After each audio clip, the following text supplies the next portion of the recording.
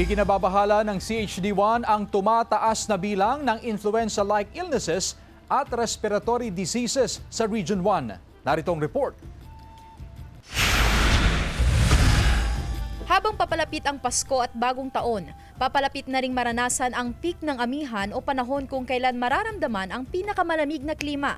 Ngayong ikatlong linggo ng Disyembre, dumarami na rin ang bilang ng mga tinatamaan ng influenza-like illnesses o ILI. Isa na rito si Nanay Rosemary na nagpakonsulta sa Dagupan City Health Office dahil ilang araw nang inuubo ngayong pabago-bago ang panahon. Kasi hindi na ako nakakatulog sa gabi, ubo ko ng ubo.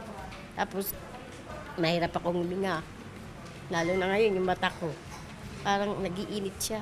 Mula January hanggang November 22, 2025, may naitala ng mahigit 11,000 na bilang ng mga pasyenteng tinamaan ng ILI. Mas mababa raw ito ng 8.8% kung ikukumpara sa mahigit 12,000 na pasyente sa kaparehong petsa noong 2024. Hindi pa rin tayo nagiging kampante kasi nga po, inaasahan natin na maaaring tumaas pa po yung mga kaso na ito dahil nga po medyo lumalamig na yung ating klima.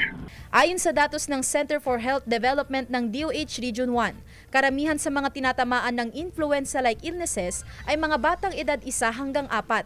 At dahil madaling makahawa ang ILI at iba pang respiratory diseases, may payo ang Health Authority.